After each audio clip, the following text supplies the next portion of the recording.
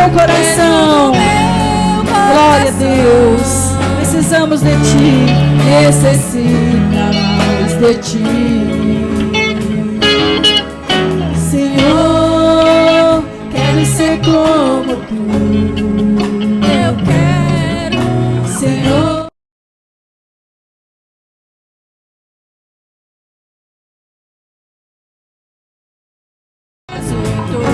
Senhor, eu quero ser como Tu. Porque tudo que há dentro de mim, necessita ser mudado. Necessita ser mudado, Senhor. Porque tudo que há dentro do meu coração necessita mais de Ti. Cante orando. Renova-me, Senhor Jesus. Já não quero ser igual.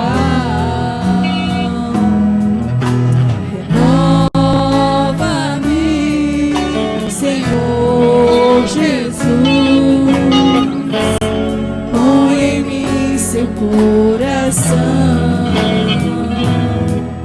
Porque tudo que há dentro de mim necessita ser mudado. Necessita ser mudado, Senhor. Porque tudo que há dentro do meu coração necessita mais de Ti. Senhor, quero ser como Tu. Eu quero, Senhor, quero ser como Tu. Quero ser um vaso. Eu quero ser um vaso em Tuas mãos, Senhor. Quero ser como Tu. Senhor, Senhor, Quero ser como Tu. Senhor, quero ser como Tu. Quero ser um vaso nas Tuas mãos. Eu quero ser um vaso em Tuas mãos, Senhor. Quero ser como Tu. Porque tudo que há dentro de mim necessita ser mudado, Senhor. Porque tudo que há dentro do meu coração necessita mais de Ti. Diga pro Senhor. Necessita mais de Ti. Eu necessito mais de Ti, Senhor. Necessita mais de Ti. Eu necessito de Ti, Senhor. Necessito mais de Ti. Glória a Deus. Senhor, muito obrigada, Jesus amado, pela Tua graça, pela Tua misericórdia, por tão grande salvação.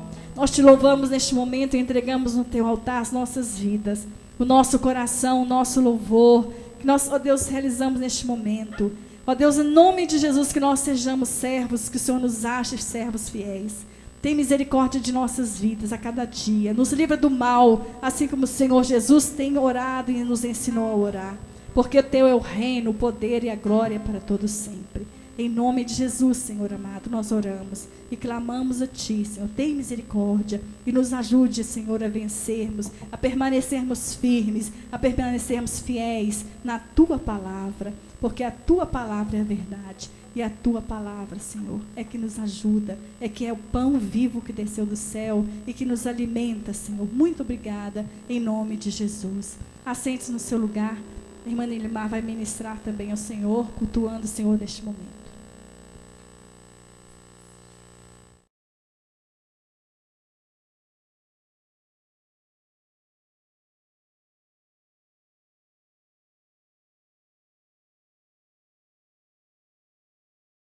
Glória a Deus. Paz do Senhor, queridos. Amém? Minha frase preferida: Deus é bom. Glória a Deus. Aleluia. Senhor Deus é maravilhoso, queridos. E a vontade de Deus, haja o que houver, aconteça o que acontecer, a vontade de Deus é soberana. Amém? Acima da minha vontade, a vontade de Deus é soberana. Acima da sua vontade, a vontade de Deus é soberana. Aleluia. Acima daquilo que o diabo quer, acima daquilo que os demônios querem, a vontade de Deus é soberana. Aleluia. Glória a Deus.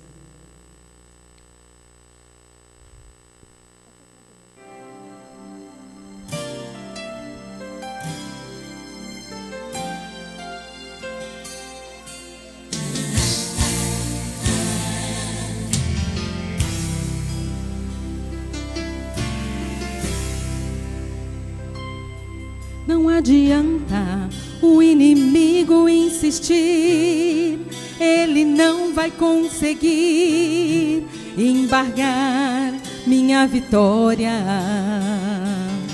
Quem me garante nunca soube o que é perder, tem nas mãos todo o poder, quando luta é pra vencer.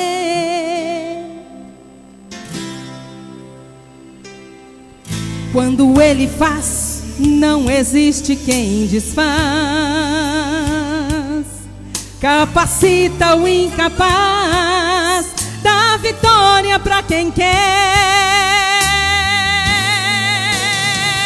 E se ele quer, usa o profeta para auxiliar. O azeite da viúva faz multiplicar. Rasga o céu e manda chuva pra te abençoar. E se ele quer, volta o relógio só pra te honrar. Muda a lei, muda cenário só por te amar. Como esse Deus não há. E se ele quer, faz o homem cheio da sua unção. Com apenas uma queixada põe 1000 anos ao chão. Jamais deixa um servo seu na mão.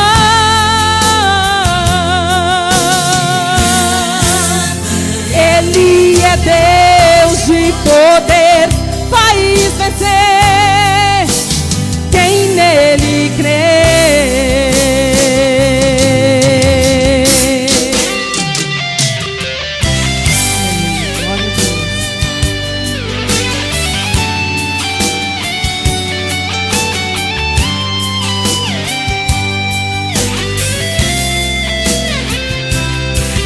Quando ele faz, não existe quem desfaz. Capacita o incapaz, dá vitória pra quem quer. E se ele quer, usa o profeta para auxiliar. O azeite da viúva faz multiplicar. Rasga o céu e manda chuva pra te abençoar. E se ele quer, volta o relógio só pra te honrar. Muda a lei, muda cenário só por te amar.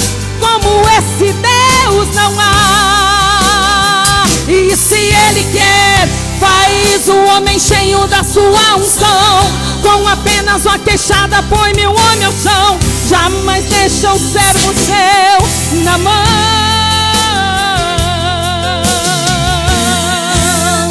Ele é Deus de poder, faz vencer quem nele crê.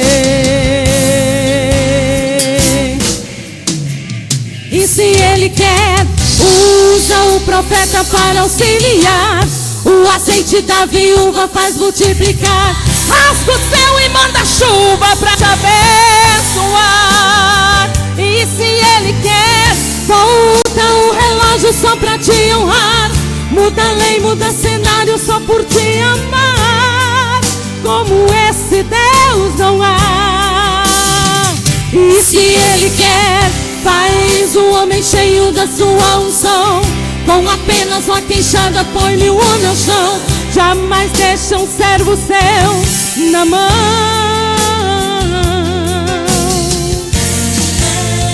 Ele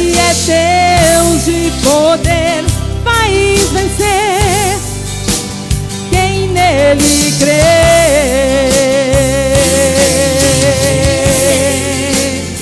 Ele é Deus de poder, faz vencer quem nele crê.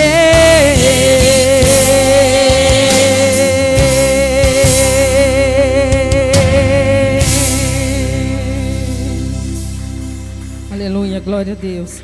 Pastor Neilton.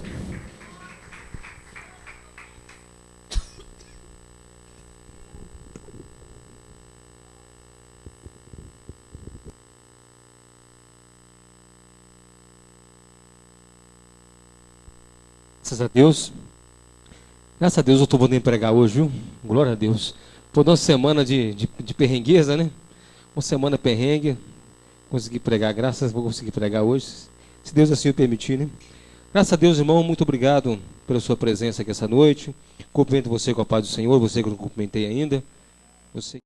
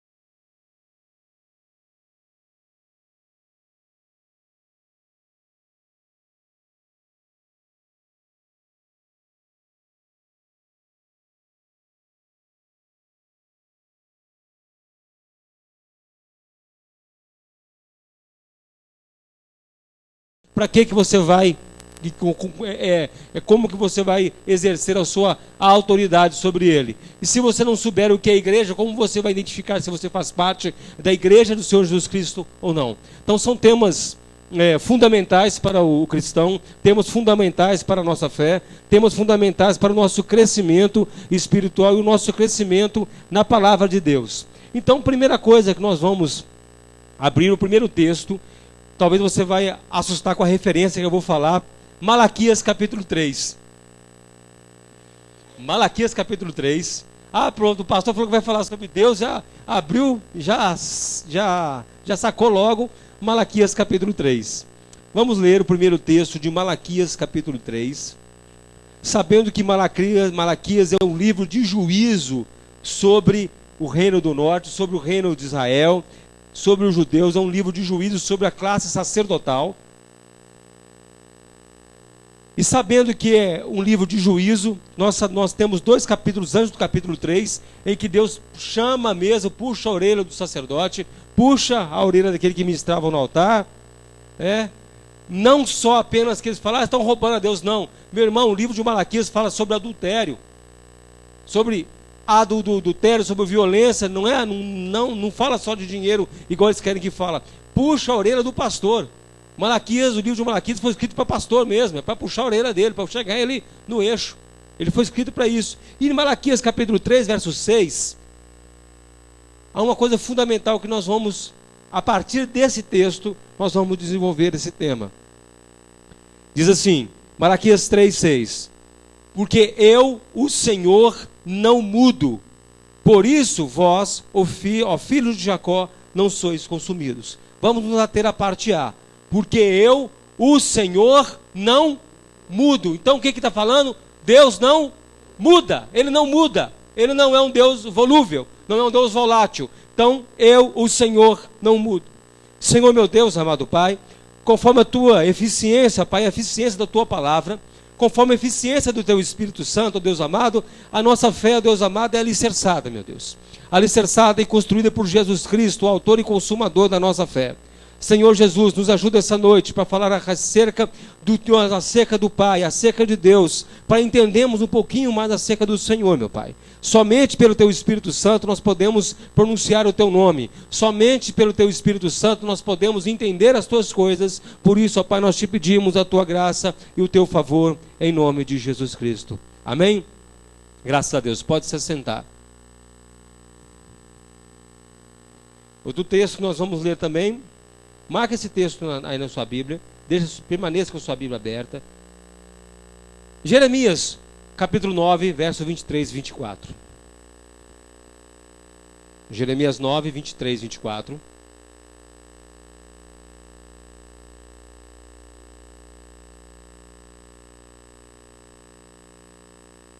Diz assim: assim diz o Senhor: não se glorie o sábio na sua sabedoria, nem se glorie o forte na sua força. Não se glorie o rico nas suas riquezas. Mas o que se gloriar, glorie-se nisto, em me conhecer e saber que eu sou o Senhor, que faço beneficência, juízo e justiça na terra, porque destas coisas me agrado, diz o Senhor. Então, outro texto que o que Deus se agrada de fazer aqui na terra? Justiça, juízo e misericórdia. Apesar de nós professarmos a fé cristã, apesar de muita gente professar a fé cristã, apesar de muita gente se tomarem para si o nome de crente, tomaram para si o nome de evangélico, tomaram para si o nome de filho de Deus, tomaram um monte de nome que se refere a Deus, fazendo assim uma filiação a Deus, ligando o seu nome a Deus, ligando o seu nome às coisas de Deus. A maioria das pessoas não tem um conhecimento do que realmente é Deus. Cria-se fantasias hoje em dia, fantasias de um Deus pessoal, cria-se fantasias de um Deus muito amoroso, muito misericordioso. Nós lemos ali que Deus, Ele gosta de exercer misericórdia, não gosta? Mas também gosta de exercer juízo e justiça. Então às vezes eles colocam, porque Deus é amor, agarram-se nessa palavra, agarram-se nesse conceito de que Deus é amor. E aí fica na nossa cabeça que Deus é apenas amor. Deus é amor. Então Deus vai me tolerar, Deus vai me suportar, Deus vai me aguentar, Deus tem obrigação de estar comigo, porque assim Ele prometeu e que Ele é amor e não vai cobrar nada de mim. Nós vamos estudar hoje alguns atributos de Deus, algumas coisas que são transparentes pela palavra, que nós conseguimos ver acerca de Deus. Uma das coisas sim é amor, mas além dele ser amor, ele é várias coisas juntas. Não passa pela nossa cabeça o nosso conceito. Por exemplo, está ali a minha filha, a Sara está ali. Ao mesmo tempo que eu tenho amor pela Sara, eu tenho ira sobre a Sara, eu tenho, por exemplo, misericórdia da Sara, tudo ao mesmo tempo. Não é difícil a gente compreender, porque nós não somos assim. O ser humano não consegue ao mesmo tempo transmitir amor e ira ao mesmo tempo. Nós conseguimos fazer isso? Nós não conseguimos, nós mudamos. Você consegue lembrar, você que é casado, você consegue lembrar o sentimento quando você viu sua esposa a primeira vez, ou sua namorada a primeira vez? Não é um sentimento normal. Depois aquilo foi desenvolvendo, foi mudando, você foi passando a amar, e hoje você está casado, ou está namorando, mas você passou a amar, foi mudando o sentimento.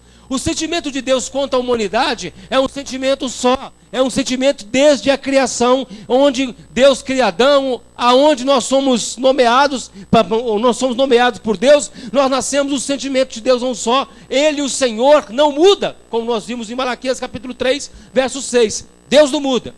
Agora pensa você então, se nós formos enveredar por esse caminho do amor de Deus sobre a humanidade, sobre isso tudo, esse amor exagerado, que a gente muitas vezes quer que o pastor pregue, e nós achamos que o evangelho é isso também, é falar que Deus te ama, e que Deus tem um plano maravilhoso em sua vida. A gente acha que o evangelizar é isso. Mas o evangelizar não é falar isso. O evangelizar é: você nasceu condenado, só através de Jesus Cristo você está livre da condenação do inferno. Isso é.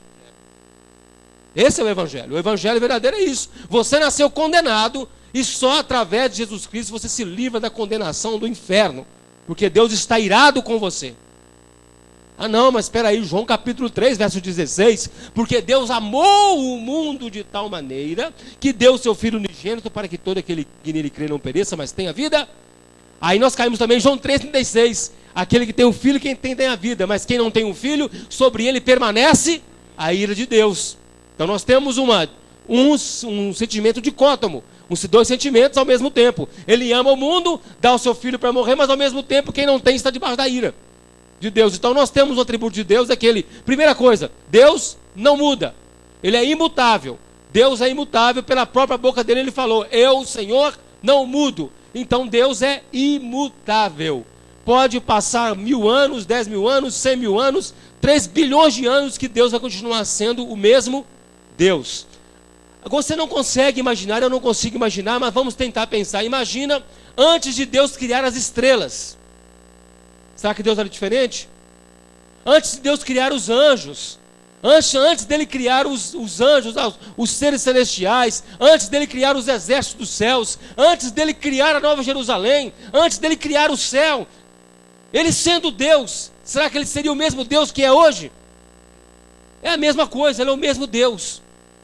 Igual a gente estava falando ali antes de começar o culto, eu e o Baço, nós sabemos nós sabemos da existência de estrelas, que o Sol é um grãozinho de areia perto de uma bola de praia, né? Quem já viu uma bola de praia? Aquela grandona rosa, né? Que os meninos gostam de chutar. Imagina um grão de areia perto de uma bola de praia. Tem estrela que é a bola de praia e o Sol é o grão de areia. Imagina se essas estrelas gigantescas se transformassem em seres. Se o Sol se transformasse num ser com braços, com pernas e uma boca, e avançasse contra Deus, seria alguma coisa? Nada. Nessas estrelas, se elas se transformassem em seres, em grandes titãs, e avançassem contra Deus, não seriam nada. Nada. Se toda a humanidade, 7 bilhões de pessoas, conseguisse juntar um em cima do outro, abraçando um ao outro, e formasse um homem de 7 milhões de homens, e avançasse contra Deus, seria alguma coisa? E se o diabo avançasse contra Deus? Nada. Não tem jeito de ter poder maior do que Deus. Eu, Senhor, não mudo. Não muda. Não há nada, não há potência nenhuma no universo. Não há poder nenhum do universo. Ainda que as estrelas desenvolvessem um sentimento de ódio contra Deus, todos os planetas passassem a odiar Deus, Deus não seria atingido e não seria mudado. O seu trono não arredaria 1 milímetro do lugar, porque Deus é todo poderoso e sustém isso tudo nas mãos dele. E mesmo se isso acontecesse, seria segundo a permissão dele. Seria ele que vai deixar acontecer isso, ou ele mesmo fará isso, para provar, sabe o que, meu irmão? Para provar o poder dele para todo ser, que ele é Deus. Não muda, é imutável, ele é eterno, sempre existiu, sempre vai existir. Então esse negócio de achar, não, o Deus do Velho, quem já ouviu falar desse negócio? O Deus do Velho Testamento era um Deus que matava, mandava matar mulheres grávidas, mandava fazer isso. Agora o Deus do Novo Testamento é um novo Deus. Quem já ouviu falar isso? Se você não ouve falar com palavras, você interpreta isso pelas pregações ou atitudes. Que o Deus do Novo Testamento é um Deus de amor, é um Deus amoroso, zeloso, mas é o mesmo Deus. Tem uma polêmica muito forte aí, falando aí que pastor fulano de tal falou que Deus matou Mamonas, que Deus matou John Lennon, que Deus... Sim, foi Deus que matou todo mundo que morreu até hoje na terra. Quem matou foi Deus. Não tem outro ser que mata. Não tem outro ser que dá cabo do homem, a não ser Deus. Não tem um outro Deus que fala assim, ó, finish, acabou a sua vida. Não tem outro ser que fala isso. O diabo não tem esse poder de fazer isso. O diabo não tem poder de matar ninguém. Quem faz isso é Deus. Deus chega na hora, no seu dia. Quando chegar o meu dia, a minha hora, Ele vai me matar. Assim como matou John Kennedy, como matou o meu avô, vai chegar um dia que Ele vai me matar. O fato de matar para nós é meio assim, meio trágico, mas para Deus, para o crente, quando Deus tira a vida do crente, Ele está fazendo o quê? Está trazendo para junto dele. Está trazendo para junto dele. Então, na verdade, é um ato de misericórdia. E quando uma pessoa ímpia, pecadora, sem Jesus Cristo, porque nós somos pecadores, mas temos Jesus. Então, quando Ele nos mata, Ele exerce a misericórdia dele para a nossa salvação. Quando Ele mata o ímpio, Ele está exercendo o quê? Juízo, a ira, que é o que Ele fala em Jeremias. O quê? Ele promove o quê? A justiça, o juízo e a misericórdia sobre a terra. É isso que Ele faz. Então Deus não tem problema nenhum com morte, porque Ele é a própria vida. Para Ele, a nossa existência, quando nós morremos, a nossa existência terrena acaba, mas tem existência eterna. Então, quando nós tratamos morte no plano humano, para nós é terrível, realmente é uma perda terrível. Você, por exemplo, que está aqui essa noite, que já perdeu alguém na sua casa, na sua família, algum amigo muito chegado, você sabe que a morte é uma coisa terrível para nós. Mas quando nós somos cristãos e quem morreu é cristão, o que Paulo fala? Não sejais como os ímpios que não têm esperança, mas nós temos esperança de nos encontrarmos com Ele. Então esse papo aí de, o pastor fulano falou que Deus matou, misericórdia. Sim, mata todo mundo, a humanidade toda vai passar na mão dele. A humanidade toda vai passar na mão de Deus. Todos, não vai escapar, meu irmão, não vai escapar nenhum. Nenhum dos que nasceram de Adão, nenhum dos nascidos de Adão, nenhum vai escapar da mão de Deus. Todos vão chegar na mão dele uma hora, vão chegar diante dele uma hora. Não tem jeito, não tem escapatória. Então, voltando lá para nós continuarmos a linha de raciocínio, primeiro atributo que nós temos de Deus, então Deus é imutável. Eu sou o Senhor e não mudo.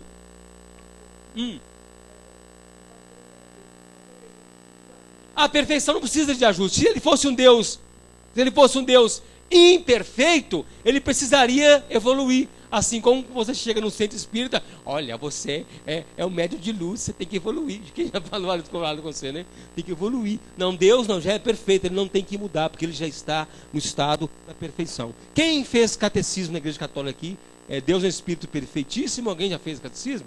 Eu lembro que eles falavam isso. Vânia, Deus é espírito perfeitíssimo, criador de todas as coisas, um negócio mais ou menos assim. Chegam perto, além de perfeito, é perfeitíssimo. Na verdade, Ele é o padrão da perfeição, é Deus. Agora nós, como seres humanos, nós somos perfeitos? Não, nós somos aperfeiçoáveis. Por isso é que nós vamos mudando também conforme o nosso tempo. E na verdade, até Paulo escreve no capítulo de Gálatas, para nós atingirmos a estatura de varão perfeito, isso é, estudando a palavra de Deus, conhecer o Senhor, e atingimos a estatura de varão perfeito. Quem é o varão perfeito?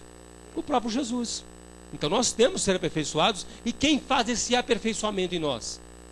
O Espírito Santo faz esse aperfeiçoamento em nós. Mas o Espírito Santo, mas por que nós temos o Espírito Santo? Porque nós somos salvos por... então agora falei 3. Deus, o Espírito Santo e Jesus Cristo. São 3 deuses? Um só. Mas nós temos as 3 manifestações dele. Eu não gosto de falar Deus Pai, Deus Filho e Deus Espírito Santo. Gosto de falar o Pai, Filho e Espírito Santo. Vamos ver então. Então Deus também, um dos atributos dele é que ele é uma trindade. Vamos lá abrir a palavra de Deus, vamos ver o que ele fala de trindade. Mateus capítulo 3, verso 16 e 17, no batismo, Jesus Cristo no batismo, aonde se manifesta de uma vez só o Pai, o Filho e o Espírito Santo. Que aí, meu irmão, quando você cair com alguém querendo virar a sua cabeça, falando com você acerca do unicismo, falando que não, é só um Deus, Deus não é subdividido, porque é uma coisa muito séria, meu irmão. É uma coisa muito séria. Igual você, por exemplo, você pode se deparar com as pessoas que são adeptas do nome. Quem já ouviu falar? Aqueles que são adeptas do nome Yeshua. Não, você não pode chamar Jesus de Jesus, tem que chamar de Yeshua. Quem já viu isso? O destino dessas pessoas, eles vão chegando a tal ponto, eu já conheço pessoas que passaram por isso, vão chegando a tal ponto, falando de Yeshua, Yeshua, Yeshua, que depois eles negam a trindade. Depois de negarem a trindade, eles negam a divindade de Jesus. E eles negando a divindade de Jesus, eles negam que Jesus Cristo é o Messias. Aí acabam caindo na lei, fala que eles são salvos agora pela lei, que Jesus Cristo e Yeshua foi só um profeta. Aí eles voltam aos rudimentos da lei, que segundo Paulo, eles estão pisando no sangue da graça, estão pisando no sangue de Jesus e voltando aos rudimentos da lei, na qual há maldição e condenação. Então quando você volta para um texto, igual nós vamos ler agora, de Mateus, capítulo 3, verso 16... que diz assim, olha, Jesus Cristo foi batizado por João. João fala assim, eis aí o Cordeiro de Deus que tira o pecado do mundo. Jesus vem chegando. Depois, quando Jesus é batizado, verso 16, acontece uma coisa interessante. E sendo Jesus batizado, quem foi batizado? Jesus, o próprio Jesus. Então Jesus está sendo batizado, saiu logo da água. Então Jesus está saindo da... Então Jesus é uma pessoa. Jesus não era algo que você enfiava a mão e atravessava do outro lado, não. Era uma pessoa, era Deus encarnado, como está em João capítulo 1. O verbo se fez carne, matéria, coisa palpável. Então ele sai da água. E eis que se abriram os céus. Abriu o que então? Abriu o céu. Abriu. Deve ter feito barulho ou não. E viu o Espírito de Deus descendo como pomba, vindo sobre... Viu o que então? O Espírito de Deus vindo como pomba. Não é que seja o símbolo, seja a pomba. Repara para você ver, a Bíblia é como simbolismo, como pomba, porque a figura que deu para eles falarem como é igual uma pomba. Não é que o Espírito Santo é uma pomba, não. Ah, depois em mim pombinha, e vem em mim pombinha, não. Eles viram como se fosse uma pomba. Então viu como uma pomba o Espírito de... Então temos Jesus Cristo, Deus em carne, como diz lá em João capítulo 1, vem o Espírito de Deus sobre ele e acontece mais uma coisa. E eis que uma voz do céu dizia, quem que falou no céu? Uma voz do céu falou o quê? Este é meu filho amado em quem me comprazo, em quem tenho prazer. Então nós temos 3 manifestações simultâneas. Porque alguns pregam que enquanto Jesus estava aqui na terra não tinha Deus no céu. Quando Jesus morre na cruz não tinha Deus no céu. Aí quando Jesus morre e vai para o céu, aí tem Deus no céu, mas não tem Jesus. Aí quando o Espírito Santo vem, aí o céu fica sem Deus porque o Espírito Santo está aqui. Mas nós temos simultâneos aí. A voz fala no alto, o Espírito Santo desce, e quem está na terra? Então nós temos aqui a trindade, as 3 manifestações distintas e separadas aí. Separada por espaço físico, por olhos, pelas pessoas que viram Jesus, viram a pomba e ouviram a voz.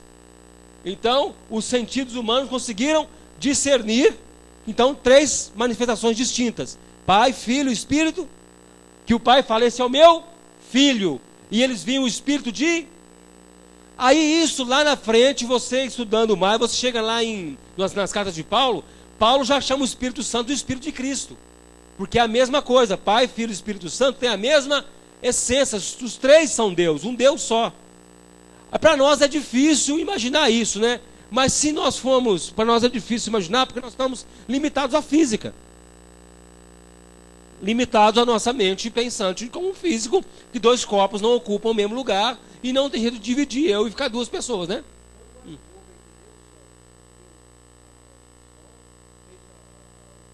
E ver a sombra.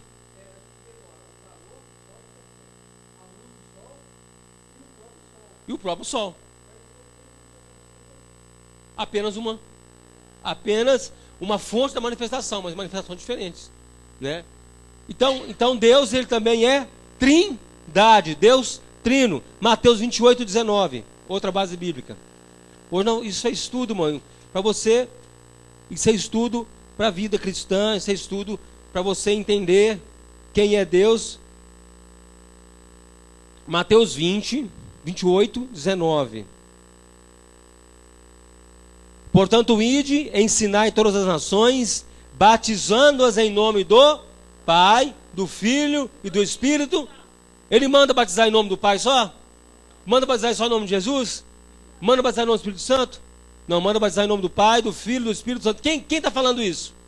O próprio Jesus está falando isso. O próprio Jesus. Então ele fala de novo da Trindade. O próprio Jesus fala da Trindade. Aí vem alguns falam assim, não, isso aqui foi mudado. É aquela velha história para justificar uma heresia. Eles falam que a Bíblia foi mudada.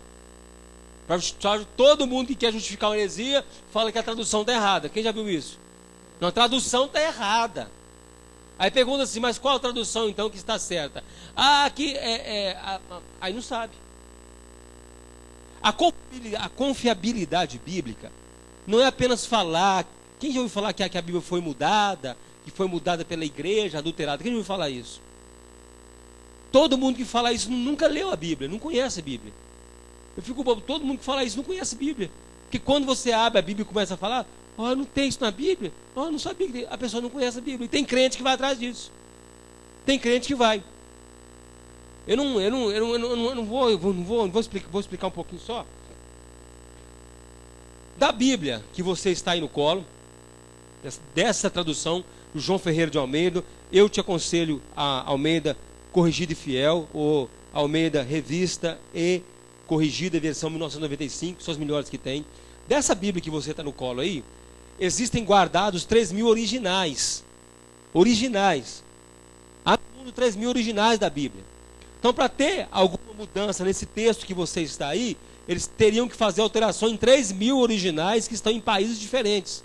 E não deixar rastro fazendo essa adulteração, não deixar rastro, porque se alguém detectar que está mexido, eles vão conferir nos outros originais, para ver se está igual. Então, na verdade, teria que adulterar 3.000 originais. E quanto mais se acha, por exemplo, quando agora acharam, em 1940 e poucos, acharam os manuscritos de Qumran, que eram em vasos de barro, da época de Jesus, acharam os manuscritos, bateu o mesmo texto com o que nós temos hoje. Então, esse papo de falar que a Bíblia é mudada, isso é de gente que não conhece a Bíblia, de gente herético, e que na verdade não tem nenhum conhecimento, nem o temor de Deus, para falar isso. Não que a Bíblia seja Deus. Não estou defendendo a Bíblia como uma coisa, isso aqui é Deus. Não, estou defendendo como o texto que nos dá o norte, que nos aponta o caminho, que é a própria manifestação de Jesus Cristo, a palavra de Deus. A veracidade da Bíblia.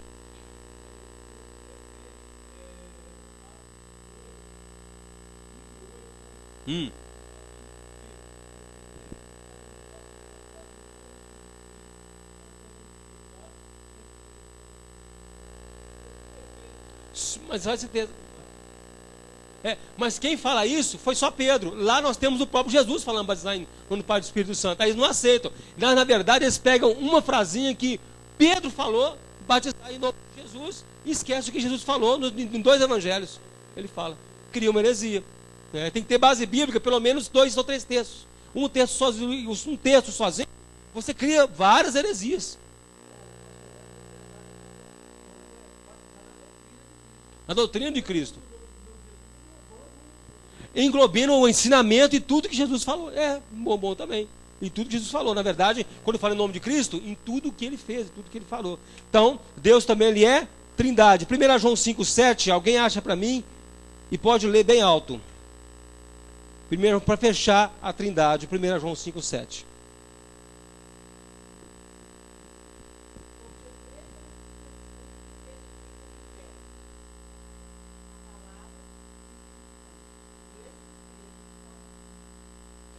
Mas ele falou a palavra, ele não falou Jesus, porque Jesus Cristo é a própria palavra, o verbo se fez carne e habitou entre nós. 1 João 5,7, 3 certifica no céu, o Pai, a palavra e o Espírito Santo, os 3 são, fechou com chave de ouro, 1 João 5,7. Então, um dos atributos de Deus, não muda, ele é imutável e ele é trindade, trino, Deus trino, não muda. Isso aí não muda. Pastor, mas e quando ele criou, Gênesis capítulo 1, vinde, façamos o homem, está no plural. Deus não está falando assim, vinde, eu vou fazer o homem, não, ele fala, façamos o homem, a nossa, no plural, né? Imagem, conforme a nossa semelhança. Ele não está falando um só, a minha imagem, conforme a minha semelhança. Ele fala no plural, está lá em Gênesis capítulo 1. Vamos ler. Deus também, ele é independente. Deus não é um ser causado e ninguém sustenta o seu ser. Deus não é a causa, não é um resultado do pensamento nem da consciência humana. Deus não é produto da imaginação humana. Deus não é produto de um folclore. Deus não é produto de uma crença humana. Deus não é produto de uma fantasia. E como dizia Carl Jung, ele falava sobre o inconsciente coletivo, que a gente vai falar isso. Inconsciente coletivo. Apaga para mim. Segundo Carl Jung, um psicanalista, um dos pais da psicanálise analítica, as pessoas são nossos seres aqui, nossas pessoas, cada um representa 1 milhão, tá? Esse aqui representa meio milhão só, né? Então, Isso, a crença popular das pessoas, por exemplo, o povo brasileiro, a maioria do povo brasileiro acredita em Maria. Os católicos, a maioria acredita em Maria, não é?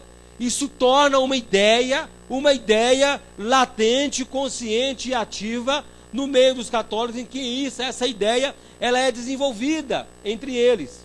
E aí, abre margem para um monte de outras crenças dentro disso aqui chamado inconsciente coletivo. Ninguém fala, mas todo mundo sabe que é. Eles não falam, mas eles carregam um sentimento em si. Se você perguntar para um católico se ele é idólatra, ele fala que não. Mas ele venera Maria. É o inconsciente dele, ele já está achando que aquilo funciona. Chamado inconsciente coletivo, que a massa toda pensa igual. Então, se a massa toda aqui pensasse igual, então vamos falar assim, então Deus deve ser um produto dessa massa humana. Durante séculos vieram pensando, e aí criou-se isso em que nós cremos hoje ser Deus. Mas na verdade é um produto da nossa esperança, é uma projeção da nossa falta de esperança, é uma projeção da ansiedade humana. Se você estuda filosofia, já passou filosofia no 2º grau, o professor tenta te passar isso. Ele tenta te ensinar isso, né, Emília? Que isso aí que você carrega como religião, como crença, é produto da ansiedade. Aristóteles falou sobre isso, Platão falou sobre isso. Na verdade, os deuses gregos eram projeções das ansiedades gregas. E aí você cai no estudo dos arquétipos, né? Por exemplo, Marte, o deus da guerra, era a projeção da ira do grego. Então ele criou o deus Marte para representar a ira dele, e por aí vai. O nosso Deus, o Deus da Bíblia, não é fruto dessa imaginação humana. Ele existe, independente de nós. Antes dele criar, antes de ser criada a terra, antes de ser criado os anjos, antes de ser criado os tempos, ele já era, ele já existia. Ele não precisou de um Big Bang, de uma partícula subatômica explodir para dar origem a Deus.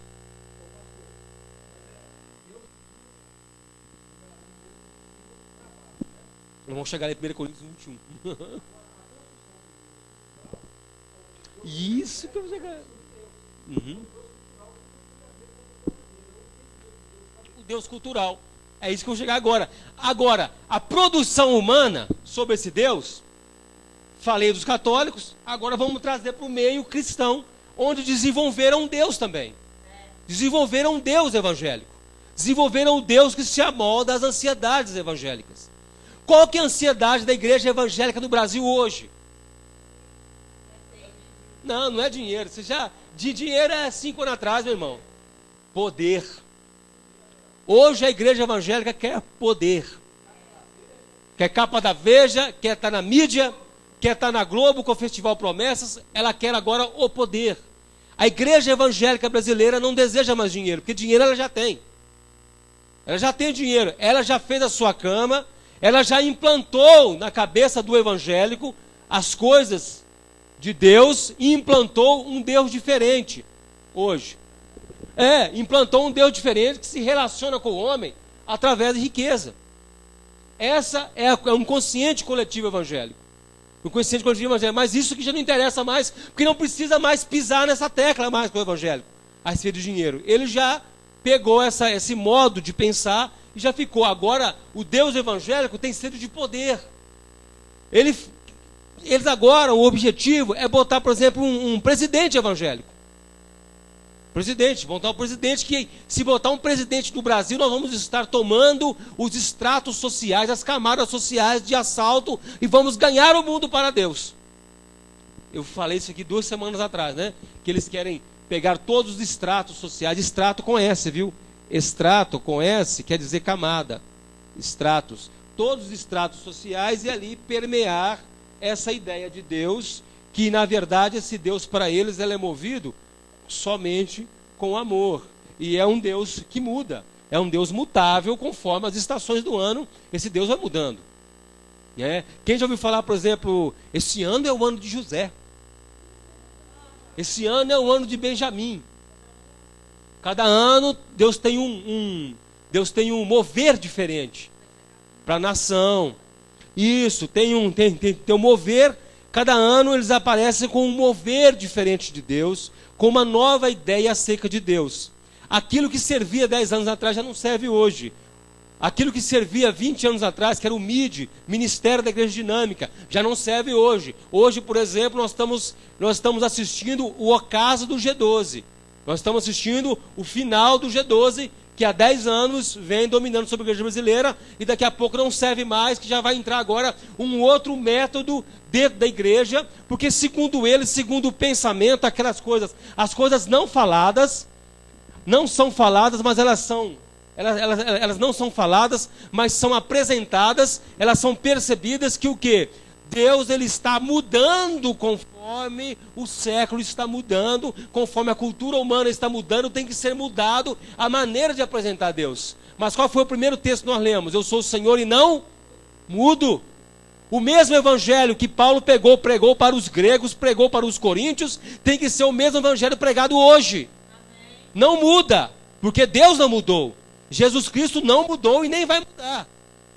Esse negócio é o mesmo ontem, hoje o será para sempre. Não tem jeito, ele não vai mudar. Esse negócio da adaptação aos tempos, adaptação à cultura humana, isso é uma cultura diabólica. Deus não se adapta, o Evangelho não se adapta, o Evangelho não muda. Então, quando nós vemos, então, a produção humana de um Deus, é um Deus que não tem nada a ver com a Bíblia. É um Deus cultural. É um Deus em que não é ensinado para você. Você absorve esse Deus, porque todo mundo pensa assim. E quando você começa a pensar diferente, quando você começa a pensar segundo a palavra de Deus, falam que você está ficando louco. Quem nada a favor da corrente é peixe morto. Cristão é peixe vivo, ele nada contra a corrente de pensamento. Ele nada a favor da Bíblia. Porque na verdade, quando Paulo fala, o que Paulo fala? Esforça-te, manda você correr olhando para o alvo. Se você está correndo, é porque você está indo contra alguma coisa. E é contra o pensamento vigente. É contra a cultura vigente. Contra a cultura cristã, que não tem nada de cristã mais. Na verdade, essa cultura já não é mais cristã. Já é um cristianismo mundanizado. Já é um cristianismo que já foi engolido pelo mundo. Na verdade, é um cristianismo social, que traz apenas sorriso para a pessoa, e o lugar de culto, onde se reúnem, vira apenas um lugar de entretenimento, onde o entretenimento chama as pessoas, onde o entretenimento é a atração para chamar as pessoas. Mas o que chama as pessoas, o que tem que chamar as pessoas, não é o entretenimento, é o Evangelho. Porque o homem é carente do Evangelho. O homem precisa do Evangelho. Ah não, mas o Evangelho que vocês pregam ofende as pessoas. Meu amigo, você passou a sua vida inteira ofendendo a Deus. Se você ficar ofendido por meia hora durante a pregação, isso não é nada. Você passou a sua vida inteira ofendendo a Deus. Se a pregação do Evangelho te ofende, a intenção do Evangelho é esse mesmo. Que nós somos aborrecedores de Deus, como está lá em Romanos. Nós somos aborrecedores de Deus. Então isso, Deus, ele é trino, Deus é imutável, Deus é independente, ele não depende. Por exemplo, tem gente que fala assim, olha, se você pecar vai tocar a santidade de Deus. Meu amigo, quem é você para tocar a santidade de Deus? Quem é você para ofender a Deus? Ah não, o meu pecado está tocando a santidade de Deus. Meu amigo, você não atinge a santidade de Deus nunca. Nem nós no céu, eu creio que nem nós, salvos morando na Nova Jerusalém, nós não teremos capacidade de chegar no trono e pegar no pezinho de Deus. Nós vamos entrar lá arrastando e gritando, misericórdia, eu não sou digno de estar aqui, porque eu sou pecador. Mas eles falam, não, a santidade de Deus, eu estou tocando. Meu amigo, você não toca. Você não toca, você não consegue olhar. Aquele que vê a glória de Deus morre. Morre, cai duro. Quem é você por seu pecado? As coisas que você troca, as coisas de Deus, por coisas banais. Essa atitude está tocando, não está tocando é você mesmo. Você está se mandando para o inferno. Você está prejudicando é você mesmo. Porque Deus sem você, Ele continua sendo Deus. E continua sendo maravilhoso, Deus forte, Pai da eternidade e príncipe da paz. Não vai mudar.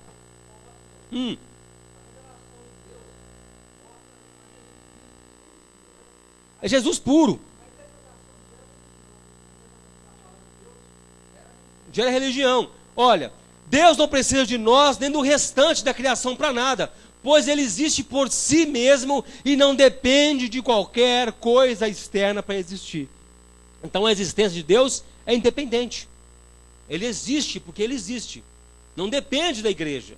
O seu louvor e a sua glória, quando você canta ou dá glória a Deus, não engrandece o trono de Deus. O trono de Deus já tem o tamanho certo. Amém. Nós temos obrigação de adorar a Deus, porque nós somos feitura sua. Nós somos feitura dele e fomos feitos para adorar ao Senhor. E você também não invoca Deus. Vamos invocar a presença de Deus. Não, ele já falou que estaria conosco até a consumação dos séculos, todos os dias da nossa vida. Você não invoca Deus. Você não fala, invocamos a tua presença agora. Não, ele prometeu, onde tiver 2 ou 3 reunidos, em nome dele. Em nome dele.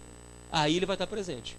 Você não precisa invocar. E mesmo você sozinho, no alto do Monte Everest, congelando, todo lá no meio do Monte Everest, e você falando, meu Deus, a ti entrega meu Espírito. Ele está lá também. Ele está lá, porque ele está em você através do Espírito Santo. Tive o encontro que eu tive com Deus, ele me julgou por terra. Sabe por quê? Ele falou assim, miserável que você é. Se eu não te salvar, você vai para o inferno. É esse o encontro que eu tive com ele. Se eu não te salvar, você está condenado. Eu vou ter o prazer de te amarrar e lançar você no inferno. Tá chegando a brincadeira? Depois nós vamos chegar na ira de Deus. Nós não chegamos ainda, nós estamos só pincelando. João capítulo 5, verso 26. João 5, 26. Quem achar pode ler alto.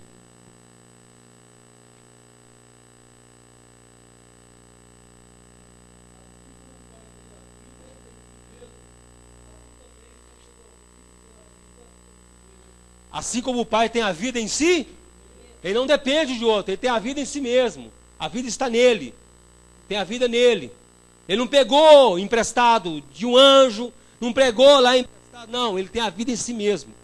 Através da boca dele, ele criou todas as coisas. Haja luz, houve luz, vou fazer o homem.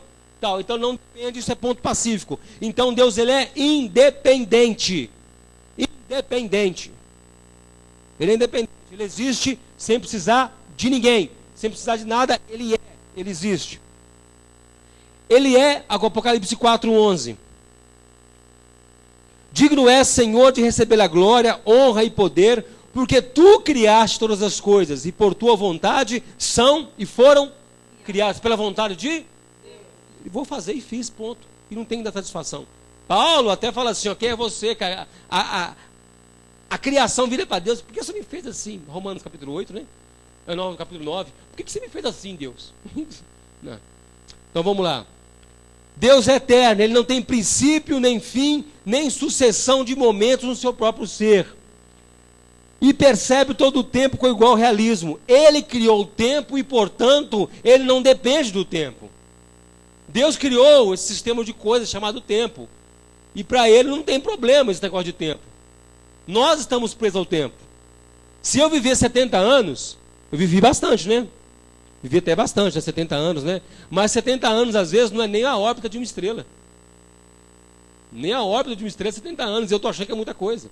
Uma estrela nem dá uma volta completa com 70 anos e eu estou achando que estou vivendo 70 anos é muita coisa. A nossa existência, nosso tempo... Olha, imagina você, essa sala aqui, ó.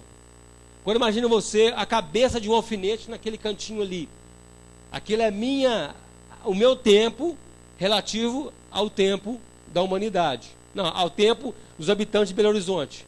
A minha vida está ali, um pedacinho de alfinete relativo a essa sala, é a minha vida relativa aos habitantes de Belo Horizonte. Imagina então isso aqui tudo coberto de alfinete. Cada um é um ser de Belo Horizonte.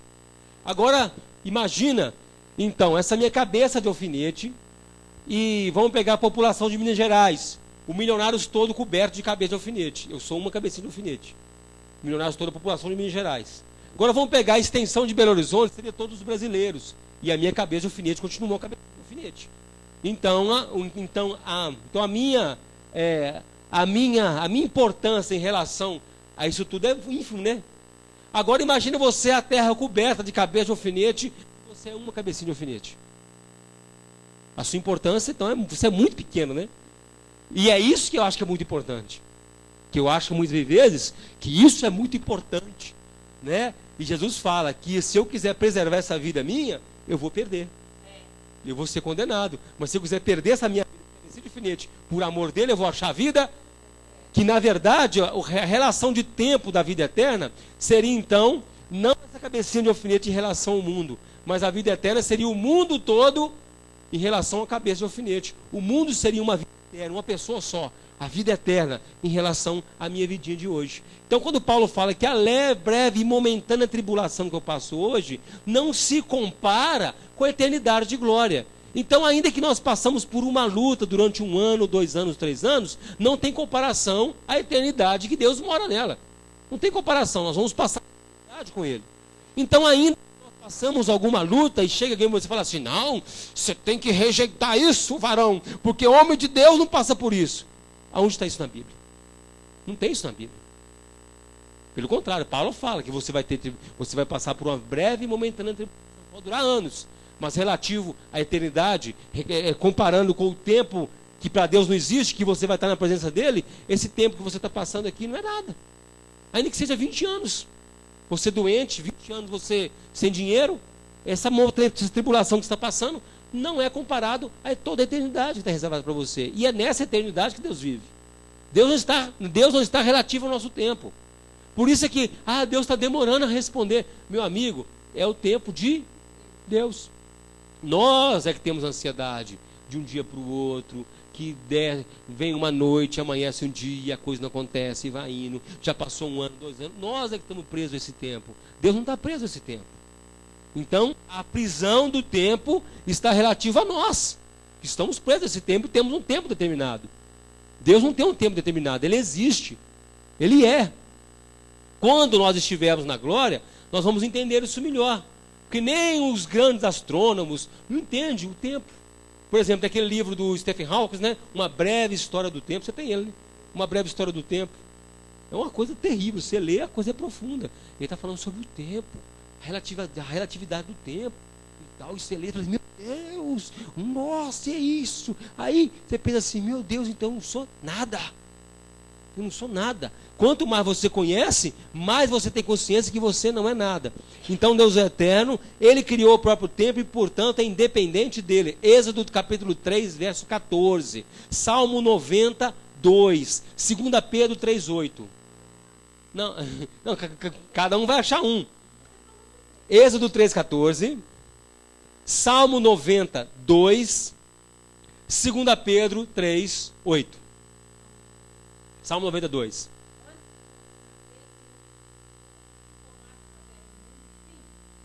Da eternidade, tu és Deus.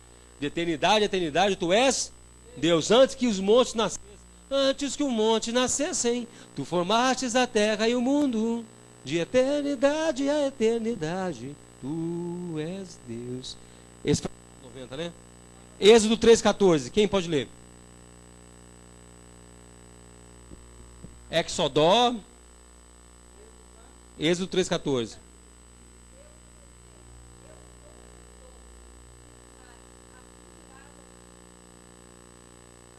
Israel. Qual que é o verbo que Deus está usando aqui para definir ele? Eu sou. É um verbo atemporal.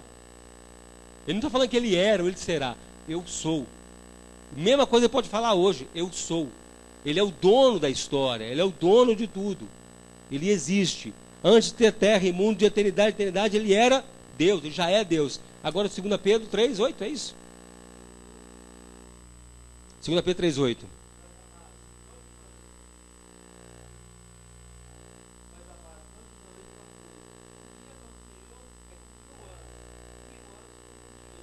Então, para ele, a relativização do tempo não é nada. Um dia para ele como 1000 anos, 1000 anos como um dia. Então, tanto ele pode pegar esse dia de hoje e para ele ser 1000 anos, ou como 1000 anos para ele pode ser um dia. As gerações da minha família, 10 gerações, 15 gerações da minha família, para ele é como um dia. Meu tataravô, para Deus nasceu de manhã. Se eu morrer agora, eu estou morrendo à noite para ele. Para ele não tem diferença. O tempo para ele não tem importância. Esse negócio de falar assim, que não sei, há 1000 anos atrás, estamos em pleno século. A gente não aguenta essa frase. Em pleno século 21, meu amigo, isso não tem importância nenhuma para Deus. Podia ser no século 19 ou no século 4. Não tinha problema nenhum para ele, é a mesma coisa, porque o homem é a mesma coisa para ele. O homem não mudou, meu irmão. O homem é a mesma porcaria. Ou antes do século, para ele, meu irmão, se Deus pegasse você pegasse você do jeito que você está aqui, levasse para você antes da criação do mundo, antes da criação do universo, talvez você ia ver um vácuo, ia ver tudo branco ou tudo preto, ou ia ver não sei o quê, e ele falava assim, eu já estava aqui. É o que ele fala com Jó. Aonde você estava quando eu lancei os fundamentos da terra? Você estava onde, Jó? Você vai vir questionar comigo? Você vai discutir comigo? Onde você estava quando eu criei tudo? Está falando isso. Eu já era Deus. Então ele é eterno. Ele é imutável. Nós falamos lá, Deus é imutável no seu ser, as suas perfeições, nos seus propósitos e suas promessas. Deus não pode mudar, porque é eterno e perfeito. Falamos no começo. Deus não está dividido em partes. Deus não tem a parte irada, a parte amorosa, não. Ele é tudo junto. Vamos ver isso? Abre em 1 João 1:5 e 4:16. Deus não está dividido em partes, mas percebemos atributos diversos enfatizados em momentos diferentes. Não existe um atributo de Deus mais importante que o outro. Não, o mais importante de Deus é ser eterno. Não, o mais importante é ser Deus trino. O mais importante é ser amoroso. Não, tem todos a mesma importância. É como se fosse o quê? Como se fosse uma água, um rolo de água caindo sobre você e tudo está incluso ali dentro. Ali. Isso ele não muda. Ele não tem nada mais importante que o outro. 1 João 1:5. Vai.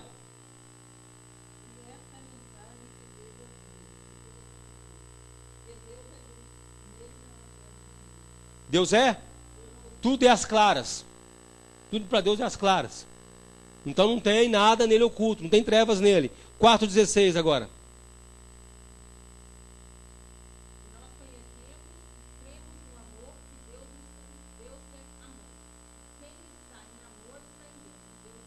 E Deus nele. Aquele que não ama não conhece a Deus, porque Deus é amor. 1 João 4:8.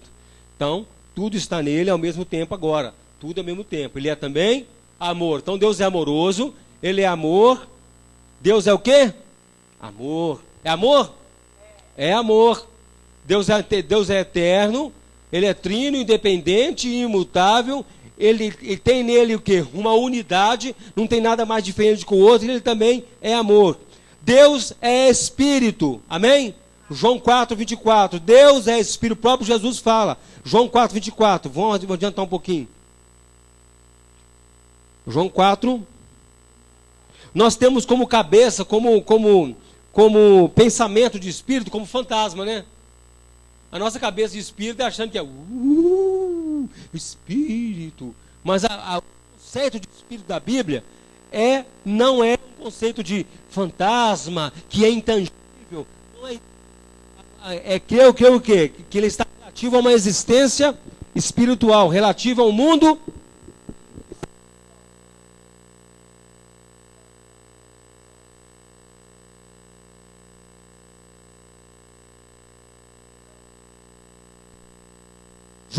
Judeu cria sim. Judeu, na época de Jesus, cria em fantasma. Morria de medo de assombração. O judeu, quando Jesus vem andando sobre as águas, que eles falam, é um fantasma. É um fantasma, é um espírito. É um espírito, eles tinham morrido de medo de espírito.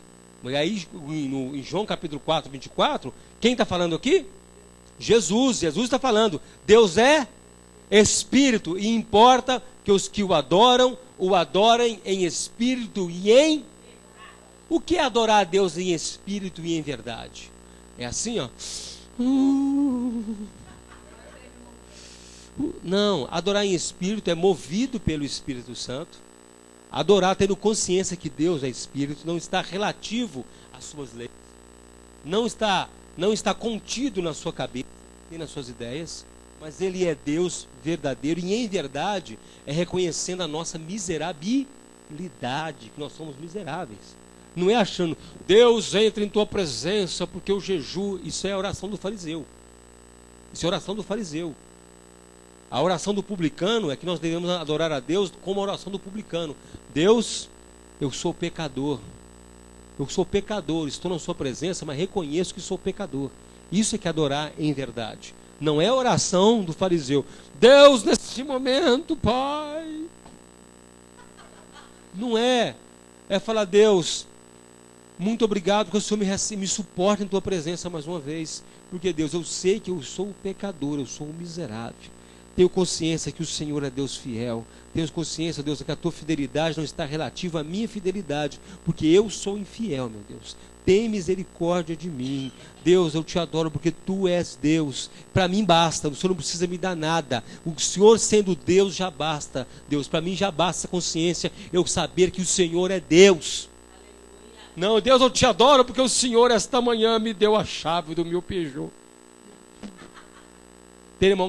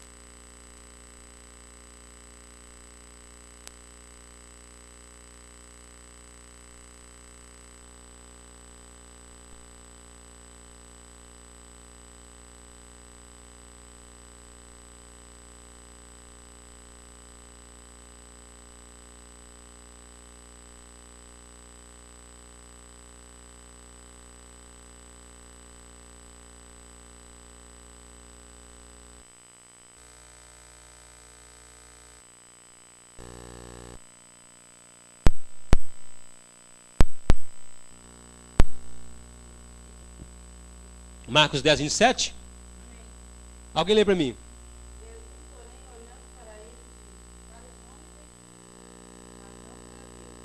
Porque para Deus nada é impossível. Todas as coisas são possíveis. Para Deus todas as coisas são? Não existe impossível para Deus, não é isso? Então, acabou. Foi fechando com chave de ouro, Jesus falou. Então, nada pode impedir Deus, nada pode se interpor entre ele e a vontade dele. Não é isso mesmo? Nada. Vamos parar por aqui? Nós vamos cair depois, já passei um pouquinho do horário, vamos cair depois, semana que vem, amor, justiça, ira, vontade, santidade. Para semana que vem. Amém? Que Deus nos abençoe. Então vamos recapitular. Nós estudamos hoje a Trindade, a imutabilidade de Deus, a independência de Deus, a eternidade, a unidade, espiritualidade, onipresença, onisciência, onipotência. Nós estudamos hoje. E mesmo assim, meu irmão, a gente pode falar aqui, nós podemos destrinchar Deus aqui 1 ano. Nós nunca vamos chegar ao pleno conhecimento. Nós ainda vemos por espelho, como diz Paulo. Vai chegar o dia que veremos face a face. Amém? Então é isso. No seu lugar mesmo, curva sua cabeça, no nome de Jesus. Senhor Jesus Cristo, obrigado pela tua palavra e pela tua palavra somente. Obrigado pela tua graça, pelo teu favor, Pai amado. Abençoa cada um, Deus, que está aqui presente, Deus, em corpo físico aqui, meu Deus amado, essa noite. Nossos irmãos que nos acompanham pela internet, os irmãos de São Paulo, os irmãos de João Júnior Pomuceno. Senhor, abençoa a vida deles, o pastor Gilberto, o irmão Wesley, Pai amado, o Alan, Senhor amado, que está nos acompanhando ali pela internet. Cada pessoa que está aqui, meu Deus. Deus, que saia de nós, ó Pai, qualquer cultura, Senhor amado, humana, Pai amado, com respeito ao Senhor. Qualquer ideologia, Senhor amado, de homem, ó Pai amado, que possa ter, ó Pai, impregnado nosso coração, impregnado, Deus amado, ó Deus, tudo que está, ó Deus, que vai em desacordo com a sua palavra, Deus amado, tira de nós, ó Pai. Nós queremos aprender do Senhor e conforme a tua palavra, meu Deus. Abençoa-nos, ó Pai amado. Saiamos daqui, Pai amado, conscientes de que o Senhor é Deus e que não há outro. Não há Deus que se compara ao Senhor, ó Deus. Não há Deus que muda, o Senhor é Deus que muda, Pai. Nós te pedimos, ó Pai, a tua graça e a tua misericórdia sobre as nossas vidas, no nome poderoso de Jesus. Amém. Graças a Deus. Amém? Glória a Deus. Você pode aplaudir, meu irmão? Dá glória a Deus. Glória ao nome de Jesus Cristo.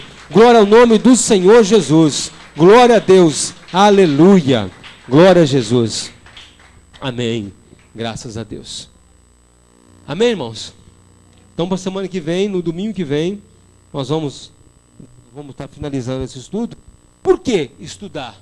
Por que falar sobre isso? Para você saber quem é Deus e para tirar os dogmas, meu irmão. Tirar o véu do rosto, que as pessoas creem em tanta coisa. Aí quando mostra Deus o que ele é, é assim, eu achava. Então vai sair nos medos, meu irmão. Conhecer a verdade de libertar, é tirar os medos do nosso coração. Tirar os medos que nós temos e abrir o evangelho como ele é. E saber, meu irmão, que todas as coisas contribuem para o bem daqueles que amam e são chamados segundo o seu decreto, o seu propósito. Depois nós estudamos isso tudo, os temas que eu falei, Deus, Jesus, o diabo e a igreja. Aí quando você pega esse versículo, ele toma outra dimensão, porque você sabe que os planos de Deus estão aí, não podem ser frustrados, nem o diabo pode entrar no meio. Jesus Cristo, ele está a nosso favor, está a nosso favor, e nós somos igrejas, porque nós somos chamados segundo o seu decreto, segundo o seu propósito. Amém? Então, nós vamos culminar essa pregação nesse versículo. Amém? Que Deus nos abençoe. Queria agradecer pela sua paciência que está aqui essa noite conosco. E você que vai trazer sua oferta à frente, você pode trazer, você tem a liberdade de vir à frente enquanto os irmãozinhos cantam o hino. Depois nós vamos orar, em nome de Jesus.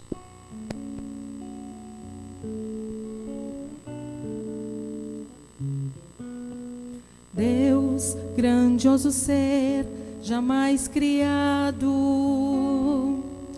princípio e fim não delimitam tua história.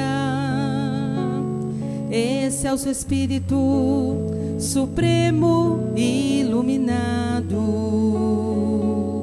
Pai excelente, santo e puro em áurea glória.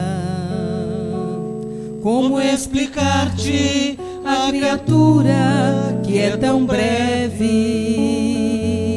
que esculturaste da poeira esquecida?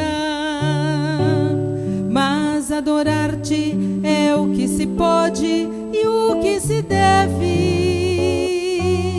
Na gratidão de quem do nada deste a vida.